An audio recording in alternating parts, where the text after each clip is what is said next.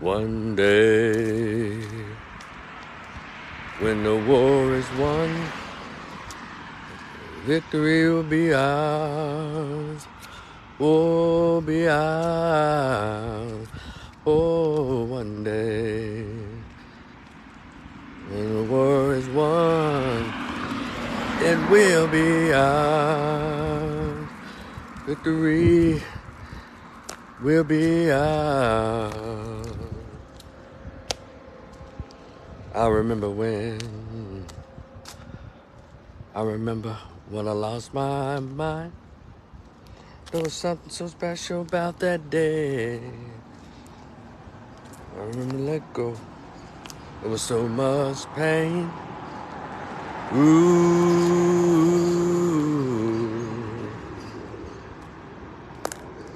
well, that make me crazy. That make me crazy. That make me crazy.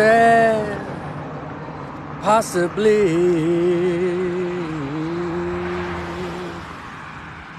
Do our heroes ever harm all at once? So much pain.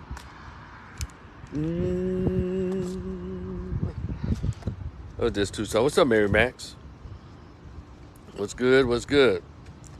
I thought about those two songs as I scrolled through as much part of social media as I could to get perspectives on the recent loss. Deion Sanders. Shout out to Deion Sanders, Coach Prime, and young fellas of the Colorado team. And I'm not shouting out Colorado. I'm shouting out Deion. Because I'm an HBCU guy. Yes, you can be for HBCUs and root for other teams, but I don't play like that. I've always rooted for HBCUs, but there's a connection there. But most importantly, I always root for black folks. And I root for black men to succeed. And I root for the encouragement and empowerment of black boys. And Deion Sanders has embodied all of that. And so, with his, through sports, right? And so, as I went through these pages, and of course, sports pundits and all of that, you know, it is what it is, I guess. But I'm not a big sports person on stats and all of that, because I didn't play sports in school, I don't have a big interest in sports. My interest is, I guess, excuse me one second, y'all. What's good, everybody? Ramon, what you doing up in there? What's up, bro? Ramon, let me see who else real quick. Da Vinci, what's up? Y'all like, share, and subscribe, please. Please like, share, and subscribe. What y'all think about my name change? Again, as a master's level social worker, I'm all about behavior. And for me, understanding what Dr. Francis Cress Welsing has always tried to teach us, Dr. John Henry Clark, Dr. Ben Yakhanen, Dr. Claude Anderson, Brother Neely Fuller, when he talks about racism, white supremacy, I'm always paying attention to how we respond to racism, white supremacy, how we are behaving or how we're faring under the system of racism, white supremacy, right? I don't think a lot of us know what that means. No, we let other people reinvent or interpret what they think it is. But we have flat out scholars who taught us directly what it means. And we choose to ignore them. So, I named a few. And if you'd like a copy of my black book list, just send me, $7. You can get a copy of my book list. Hit the Cash App or the PayPal. Let me know what you need it for, and I'll send you a copy of mine. I also have my own copy of the Willie Lynch letter. And so me really just checking out the behaviors, right? There was something that it's the language of us that disturbed me. Now, I watched the press conference with Deion. He did a good job. He said, hey, we got our butts kicked. But he said some quotables in there, and he accepted that. He wasn't tripping. He moved on through it. The reporters asked him some weird little questions, or questions, I guess, related to the game, the best they knew how at that moment. But he answered them with grace, moved on. He let him know, hey, y'all go ahead and give me now. There's one of them. And he said, they ain't trying to beat Colorado, they trying to beat me. You know. And that right there said a lot. Because even before the very first game that was played 3 games ago or 4 games ago, people were upset with Deion as the person, or Coach Prime as the person. And why does America always have such a problem with black men like him? You know, they had a problem with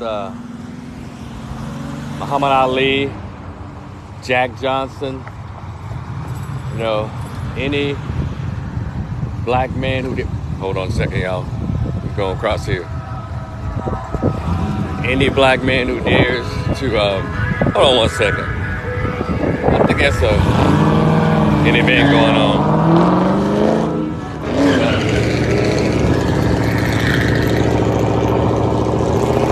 I'm gonna take the blame for this. It's an event going on around here somewhere, and so people are you know, moving around. So, but anyways, I was saying there's something about that.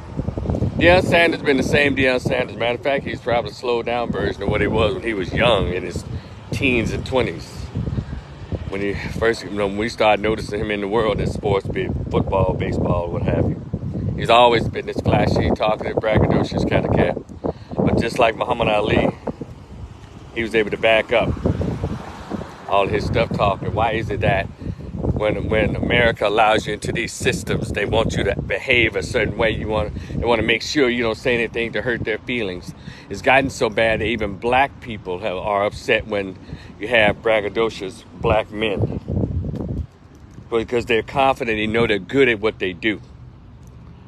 People they hated on Mayweather. Black men still hate on Mayweather. But white folks hate on him, but they put the money up. But brothers hated on him, and white men hated on Mayweather. They hated on Mike Tyson, because Mike Tyson would go in there and wouldn't allow them a bloodbath in his beginning. Mike Tyson knocking folks out in the first round in 90 seconds, 3 minutes. And that pissed a lot of people off. Deion Sanders is doing something. We're so busy not being in our right minds as Africans in this country. We don't understand racism, white supremacy. We don't study it. We don't teach our children. That's why we're losing. We do not teach our children or ourselves as grown people about racism, white supremacy, a la the scholars. Dr. John Henry Clark, Dr. John G. Jackson, Dr. Francis Cress Welsing, Dr. Claude Anderson, Dr. Julia Hare. The scholars have come and gone. Hell, even Umar Johnson's trying to teach. Even when he's not being this fan of Sukihana, he's trying to teach. And being, you know, with the foolishness, he's teaching. And I'm saying this because I know what I'm going to say is just going to go over a whole lot of integrationist head, a whole lot of multiculturalist head, a whole lot of multiracial, whatever they want to call it, all these integrationists, assimilators. It's going to go over all your heads because y'all in love with the system and y'all in love with everybody else except for yourself. So therefore, you don't know how to think in terms of what I'm talking about or what any of the scholars. Again, if you want a copy of my stuff, I send your boy Cash App me, PayPal me $7, and I'll get you a copy of what I have. So you can become more intelligent when things are happening, when history is happening before your eyes. Now, let me take y'all back to something. And it'll bring me to my point. See, golf, football, college football, professional football, all these major sports, you know, even though music and all that, even though black people are huge participants, there's still control over it by the white male dominant society. College football, because remember now, black people are not allowed to compete systematically or legally. and of course through societal attitudes, right? And so, and when black men are allowed to be creative and they're disciplined, black men get to breaking into spaces, I mean, big time. And one thing about racist and white supremacy, they don't have a problem with Negroes running around being the managers or being the workers. It's when you get too close to dominating or be too close to being equal is when they start panicking. You know, when some of you get good jobs, you want to move out to the white suburbs. So they were just fine. Everything was all fine and dandy. Then they claim to your face, we don't mind. We love everybody. We don't mind people moving around with them. Then all of a sudden, y'all see the same that's still happening when one family, one black family, then two black families, all of a sudden you start noticing for sale signs. Well, this is what's going on right now in college football. And if y'all hadn't paid attention to the National Baseball League, they've all but wiped out black American men from baseball. Those dudes you're looking at, those are not black dudes, those are Dominicans. They're South American folks who don't even claim being black. Sammy Sosa. Just look at all those names. You see them black dudes?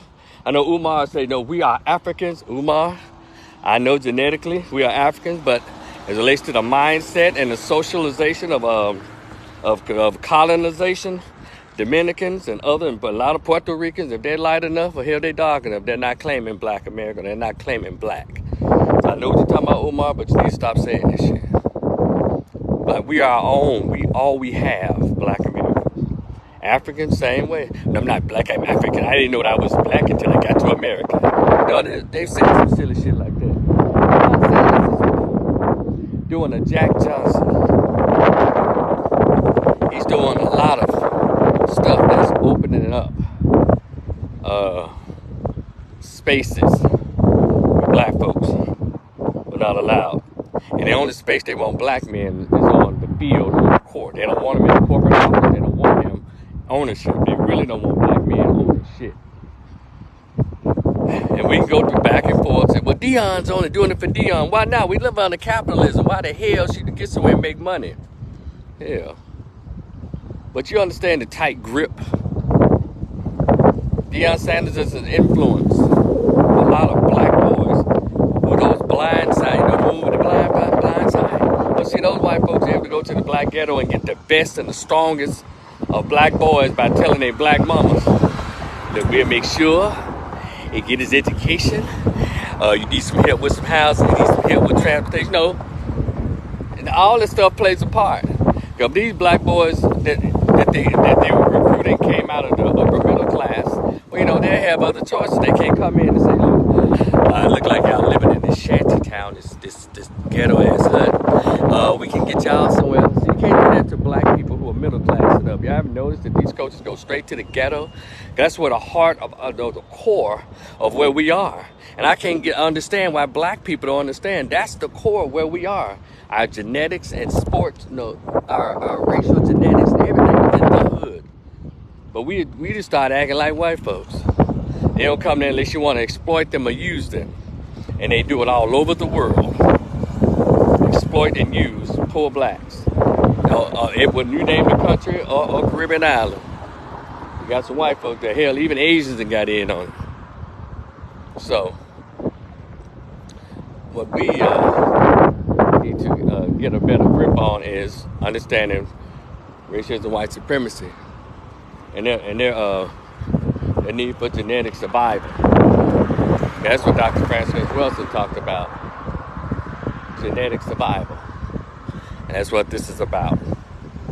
So as I make my way across the street, I'll get into it more. Because I don't want to get hit trying to talk to y'all. Y'all in a hurry? I'm going to take my time with this. Alright, that's kind of covering me because I'm about to do a little jogging out here too. I'm just walking and talking with y'all in the meantime. But y'all like, share, and subscribe when you get a chance to, alright? So, Deion is a huge influence. And people know this. Even know from the beginning, but Jackson State, you know, they got to witnessed something that other HBCUs would have really benefited from had they had their heads on right. I mean, if they were in the place to accept the presence of someone who is as popular and had a huge platform like Dion. But let's get to these coaching situations, these good old boy, white boy, these spaces where they get to have all the fun, right?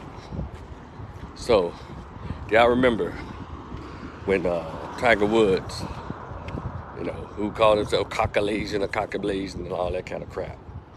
Do y'all remember when he broke the barrier and won the Masters in the golf? And traditionally, whoever wins that green jacket, where they get to pick the menu of, I guess when they have the dinner at the award ceremony and all of that stuff. And Tiger Woods won. Now Tiger Woods don't claim black, but how Caucasians and good old white males view it. They view it as an all white boy club, golf. Tiger Woods came in there under his black father. Daddy trained him how to be a world-class golfer. And so, Tiger Woods won, and what's that guy? I can't remember his name. The old white golfer. What is his name? He was so upset that he couldn't hide it. He said, because usually, when white men have been planning the meals, it was all okay. So he made sure to remind Tiger Woods, I think it hurt his feelings. He said, yeah, as he was putting the jacket on Tiger Woods. Fuzzy Zeller, I think that was his name. But I'll have to research it again to find out, see if that was him that said this. He said, yeah, he won. He could plan the meal. He could have collard greens and fried chicken. You know what those people eat. That's what he said. And so now Deion Sanders is coming in with that same brass. Well, Tiger Woods wasn't even bragging. He was just playing golf and not talking. He in love with Caucasians. And so, but they still let him know. So, he was, the feelings was hurt that he said that. I respect him, and he did his little, little speech. So this is what's being done to Dion in the beginning. And the title of this is Dion has already won. Coach Prime has already won. Coach Prime took a 1-11 team and won first 3 games. And for those of you who are such little haters, well, there wasn't no good teams, no way. They were all good teams. And also, Dion literally took what he had and worked with that. He took little that he had and worked with it. Did y'all hear what I said? About his son, a few other players, and what was left over at Colorado. And something in his teaching, something in his learning, rose that what he had to beat those teams. Now, and I said in one of my other videos, we're not making him a Superman, and we're not making him, but we're going to give the brother his props, regardless of what he thought about his way he moved on from Jackson State. He was there 3 years. Where he at, and I agree with a lot of what Dr. Umar says, about prominent athletes, NBA, NFL. Why aren't they going to the HBCUs? They're already rich, but I guess the expectation is we can't continue to expect people who've been paid more than them, paid their worth based on their talent to come by and almost do a goodwill challenge with us. But I still see, if we were truly about black unity, what I just said wouldn't even matter. But black unity is not a real thing with black people in America. Only convenient black unity, probably for some Democratic political candidate. That's the only time there's black unity is being mentioned against a Republican or specifically against Trump. So I've made peace with that. I understand it because I try to think broader.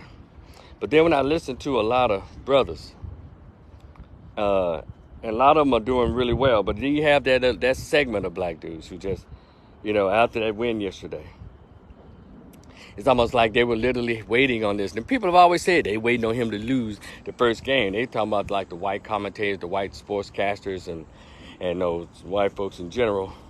But y'all have to realize we've been over here 300 years. We've taken on a lot of their behaviors and taken on a lot of their ways when it comes to us. The scholars used to refer to it as viewing each other through the lenses of the white supremacists. A lot of us view each other through their lenses. And so these brothers making these weird ass comments, man, they got their ass beat. They got drove and this, that, and yeah, now they got humbled. Dion got humbled. You know, that's become such an ugly word. Humble used to mean something like, you know what, a teaching and learning experience. It's okay, you still good. But when they say he got humbled, you know, no, he's still Dion. And he understood, and again, to get humbled is when you don't expect something. To be humble means you're so arrogant and so obtuse in the reality of how things can work out. That's a humbling. Dion didn't get humbled. Hell, he's playing his schedule. So y'all cut that out, you weak, ego-having, fragile, ego, weak bastards. Cut it out. It's just part of the game. Damn, he ain't even halfway through the season. But if those of you who hated him so bad, you because of the Jackson State thing, or you're just intimidated when real men are exercising their greatness, or exercise, bringing it out, their greatness. Some of you are just that weak and fragile and intimidated by real men. And Dion just go, he keeps moving on. And in my opinion, he's already won. He's already proven what a supernatural black man that he is and a money maker. He generates money. Could have been like that at Jackson State, but I don't think they was ready for prime time. Yeah, I said it. Because he had the ability to bring all kinds of cash. You see all that money he's been bringing just for the start of the season? People revving up already before the season began with Dion. See, isn't it interesting though? In order for us to become really valuable, white people have to pat us on the back for other black people to think we're valuable. It's the weirdest shit. Again, I'm not a sports person, so I can go either way with this conversation. But I deal in behavior. And when I've spent my youth and my middle age, now I'm 54, contributing my conversation as relates to racism and white supremacy.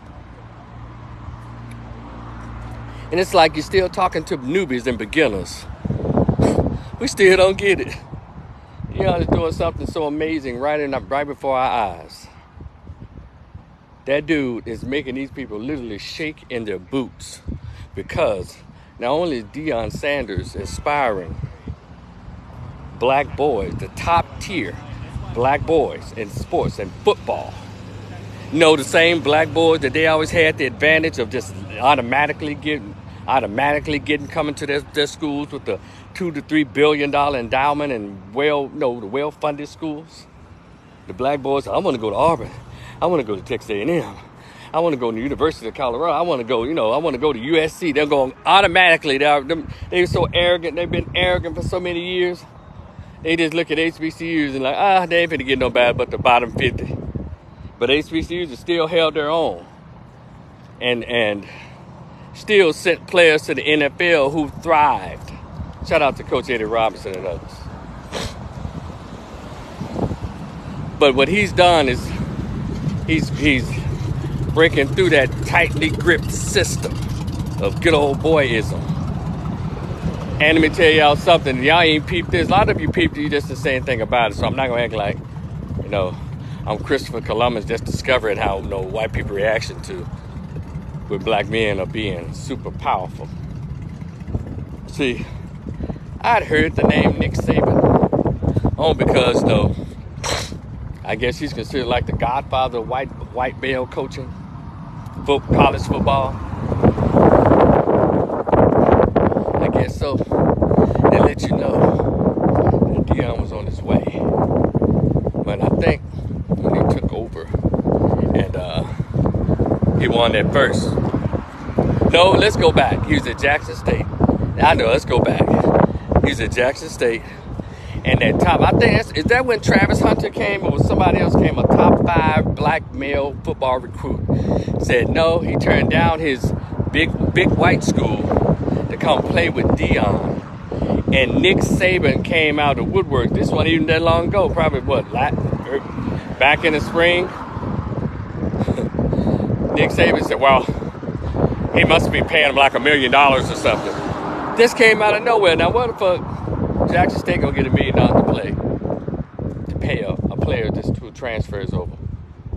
But I guess it's implying that Deion might have been going to his own personal stash, because Deion's already a millionaire on his own, you know. So, but the point is, did y'all hear that? Did y'all hear that? And so when we hear stuff like this, how's it going? When we hear stuff like this, we have to repeat it.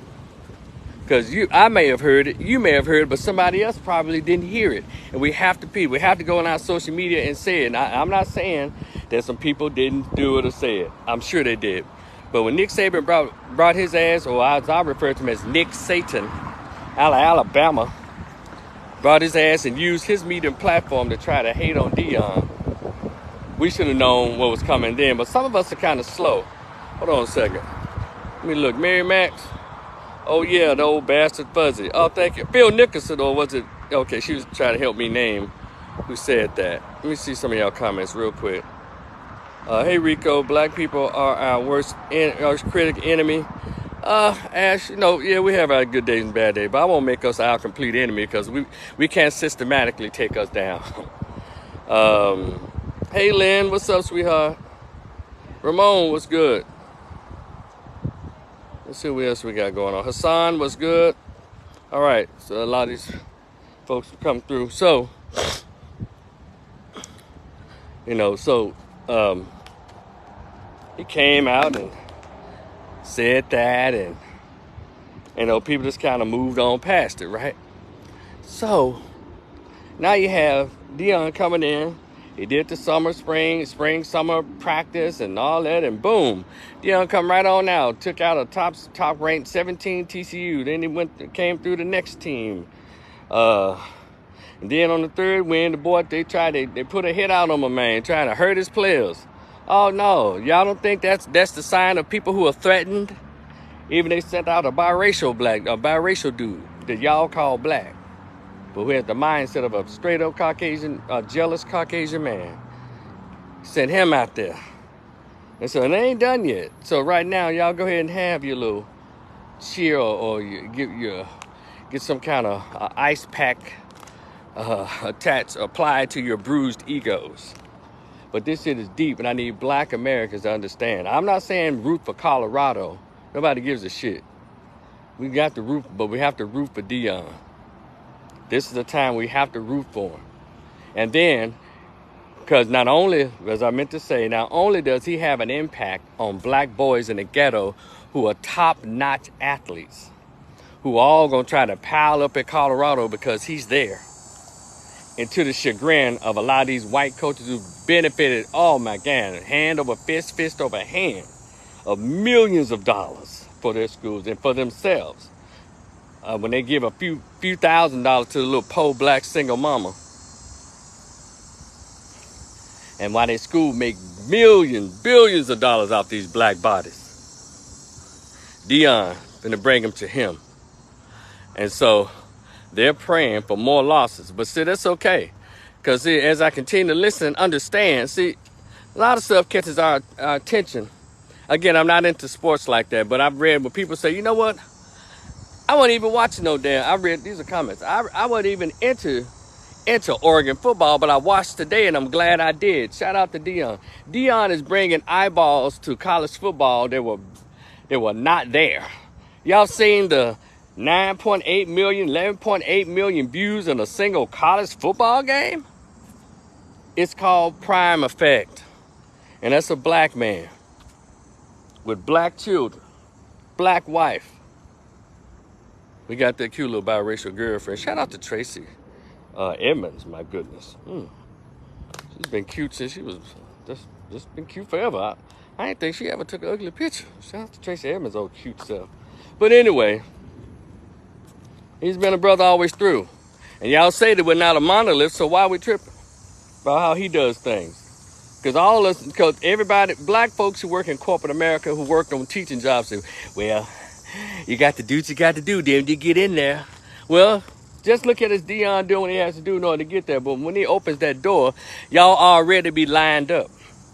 But also, or you can take what he's doing and apply it to the historically black colleges and universities, apply it to black school districts where black children are being taught or miseducated. Apply it to that. That dude is creating it's a phenomena. And if y'all get past your own asses and get with this brother and take his energy. Jackson State, do y'all fucking hear me? Y'all take his energy, his blueprint, fire them weird ass administrators that he don't really want to call out, but he know what he's talking about. Tubman, what's that? Bethune-Cookman. Shout out to Ed Reed who tried to bring some light to that little to that administratively ragged ass school, administrative and hell physically ragged ass school. Bethune-Cookman. Not because of the students. Shout out to the students. I love you. But your administration is trash, and they let your school be trash. And Ed Reed came there trying to tell it, and they got mad. So that's what happened. Because you got people in charge who don't have a problem with y'all being ragged. As long as they keep their $200,000, $250,000 checks. And they're not going to bring the information to your school like they're supposed to. So Dion is opening it up. And if anyone is doing this, don't treat him like he's Jesus Christ. Y'all stand around and watch him take all these bumps and bruises.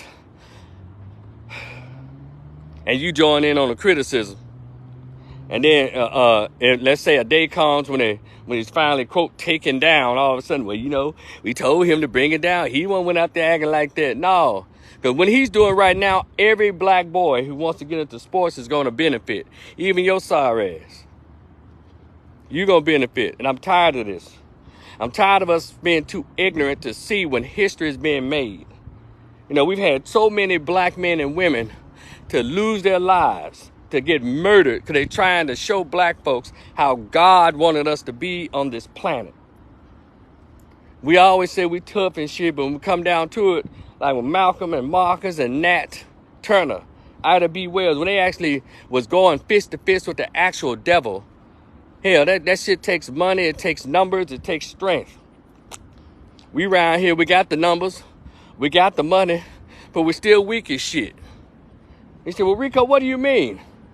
Get on the YouTube, get on Facebook, get on the blogs, get on and let these folks know hands off of Dion, damn it. And if you have to show up to show these folks, we ain't playing with y'all. Anybody got some stupid shit to say? Because, and again, let's take it right around to black men. You know, I'm a black male advocate, but not these old niggas. In the words of the Black Authority on YouTube, these old niggas.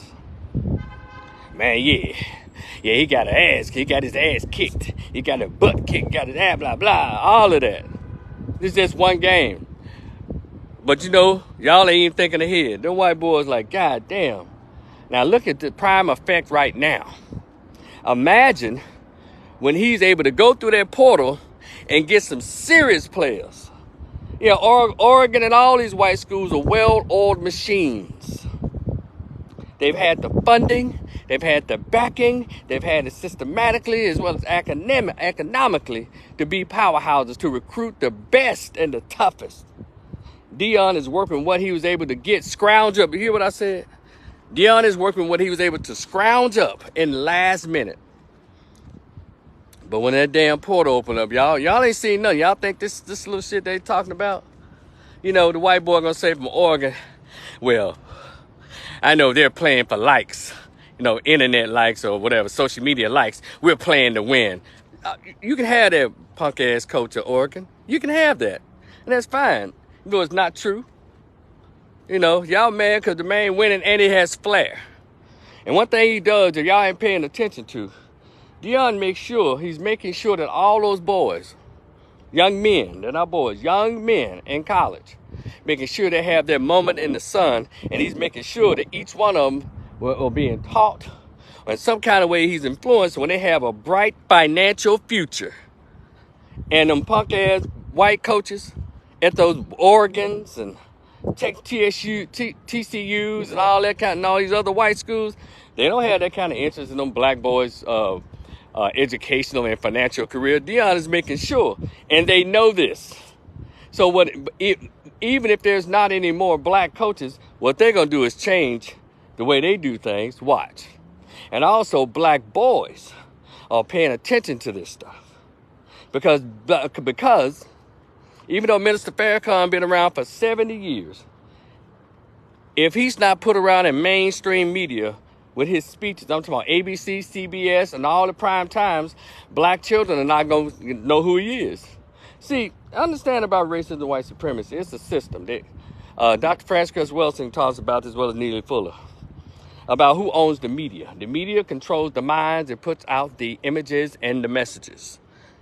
And Deion Sanders is at a school. Y'all pay attention now.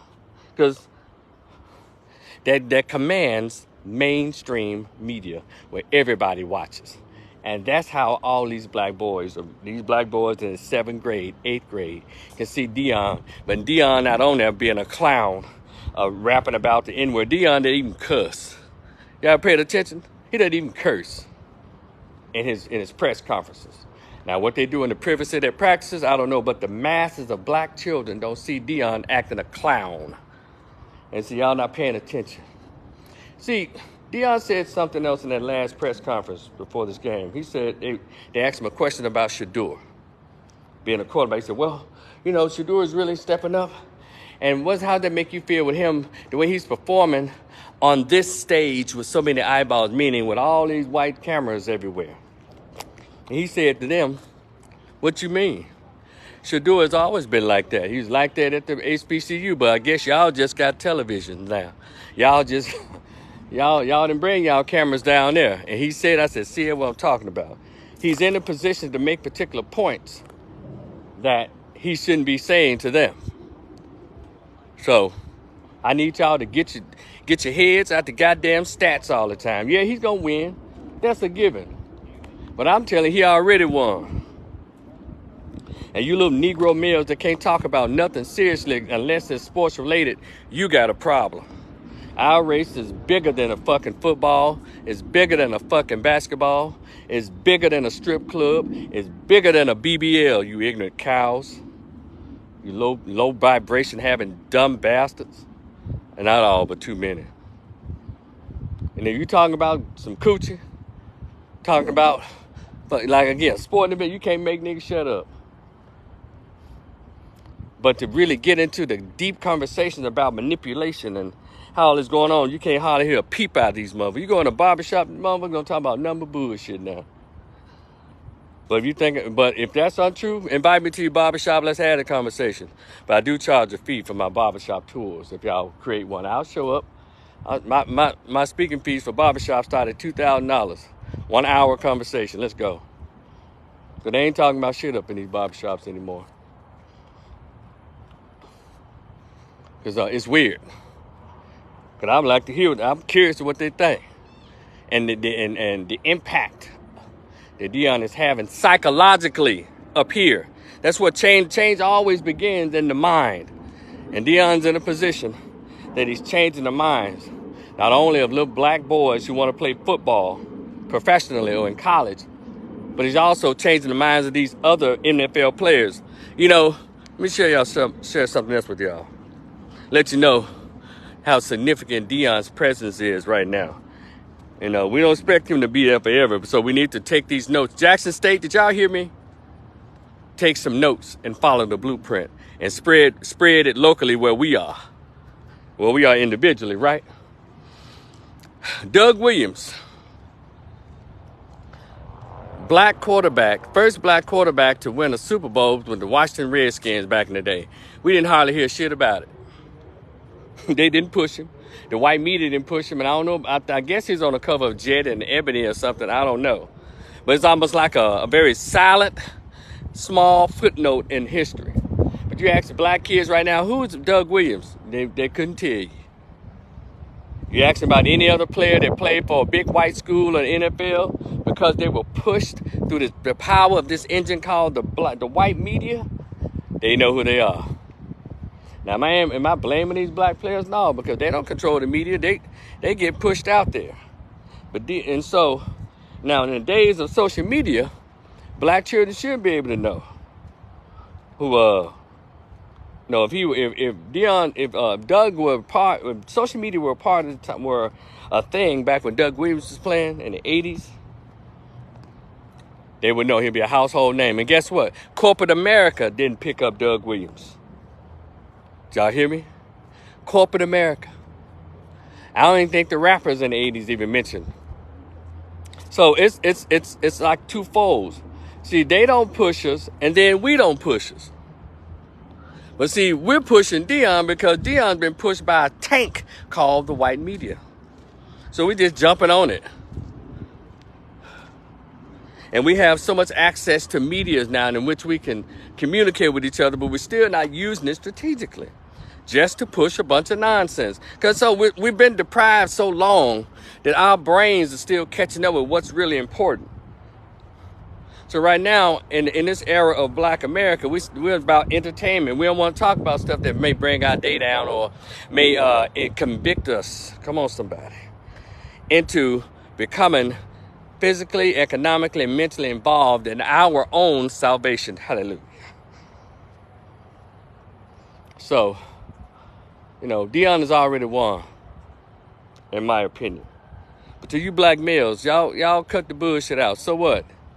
People win and lose all the time. But why is this such a significance? And my friend Mary Max wanted me to ask y'all. My friend Mary Max wanted me to ask y'all, why y'all so jealous of this man? She wanted me to ask y'all that. Why does it appear that y'all are so jealous of Deion Sanders? Yeah, we had that cat. I don't know. I forgot who the coach he was in the. Was it Jackson? It wasn't Jackson State. Who the coach? His name was Eddie Robinson. He ain't swag. Just a hater. Just jealous. Yeah, I said it. Said it back then. Like, damn, okay.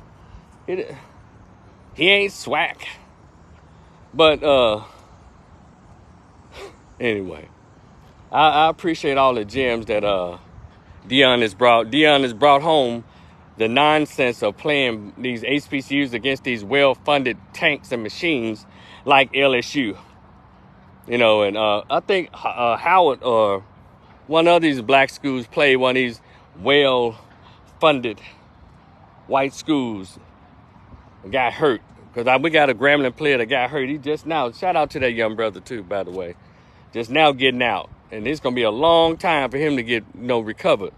And I hope my home school, Grambling State University, y'all know, when they came to Dion at Jackson State, he's like, no, I'm not playing my boys. I better hurt my boys. I got to, heal up their bruised egos and heal them up physically playing with these people who got all the funding and all the money. So I'm not playing my boys. And he didn't. But these big and ass black schools still putting these young boys at risk under the guise of trying to get some money for the school. Then they're saying, well, all about competition. Well, we got to get them to the point where they can be competitive. Does that make sense? Yeah, you got to get the money, you got to get the wherewithal, you have to get the facilities, you have to get the staff, you have to get all of that stuff, and that takes money. Until then, don't put these players at risk to get that little money. Don't do that. And the parents of these boys should be against it. The sons, the players themselves should do a walkout. No, we're not playing them. Not because we're scared. Not because we can't compete. We're just not going to do it. Because we're not up to par. And it's been a plan like that for the last 100 years of college football. Make sure the black schools don't get the funding. And athletic programs don't get the funding systematically the way LSU, the way Oregon, the way all these other schools get that money. And for anybody here that's black, thinking that HBCUs are underfunded because black alumni, they don't give back enough, you are stupid. You're just dumb. This money is not the money they got at all these damn schools. Don't come just from alumni. It's systematic. It comes from the backs and the dead bodies of slaves. They paid plantation owners insurance. All these insurance companies we call Mutual of Omaha and Insurance of New York and all that stuff. Those are old companies of 200 years ago that paid plantation owners, slave owners money if their slave died. Even if he killed them, they got compensated for a dead slave. That's the insurance, and from as well as other mechanisms, free labor and all of that. That's how they get how these big white schools get $2 to $3 to $5 to $6 to $7 billion endowment, and HBCUs can't even how to get $7 million. Don't talk about Howard University. I think they got like what, 200 million. That's a drop in the bucket compared to what these white schools are getting. Here, that's like a white community college, $200 million. So we don't understand how this game is played. We try to get our little nickels, dimes, and pennies here and there. But we're gonna mature one day. Just pay attention to the prime effect. We are living in it. We are living in history right now. And it can spill over into so many areas of our society, what Dion is doing. But pay attention. Don't let these folks crowd around Dion. Yeah, he gonna make some statements that's non-monolithic, that we don't agree with, but pay attention. Through all of this, y'all know what he still is, be he whatever it is, he's still black. And y'all say, white America still views him as being the N-word. Or Jay-Z wrote, still nigga. It's okay. So he's out there. You know, he's doing it.